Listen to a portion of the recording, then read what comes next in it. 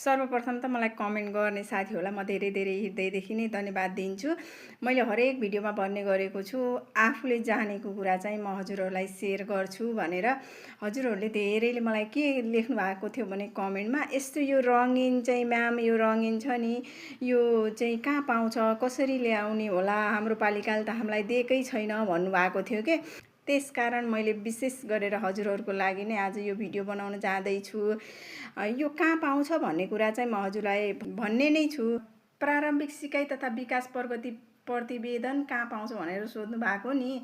यो चाहिँ हजुरहरूले गुगलमा गएर प्रारम्भिक सिकाइ तथा विकास प्रगति प्रतिवेदन भनेर सर्च गर्नुभयो भने त्यहाँ आउँछ हैन।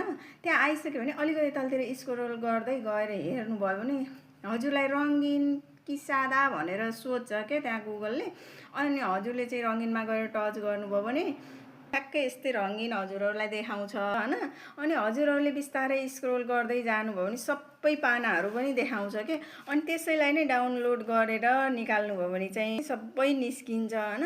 यदि हजुरहरूले के अझै पनि स्कुलमा गएर भेट्नु भएन, निकाल्न सक्नु भएन भने प्लिज मलाई कमेन्टमा म्याम हामीले भेटिनौँ भनेर सोध्नुभयो भने मैले पिडिएफ बनाएर पनि हजुरहरूलाई भिडियो मार्फत जानकारी गराउने छु हैन। हरेक पटक मैले भन्ने गरेको छु नि त, मैले आफूले जानेको कुरा चाहिँ हजुरहरूलाई सेयर गर्छु। हजुरहरूले पनि जानेको कुरा सेयर गर्नुहोस् भनिरहेको हुन्छु नि त। त्यसकारण मैले आफूले जानेको बुझेको कुरा चाहिँ हजुरहरूलाई मैले पक्कै पनि सेयर गर्नेछु।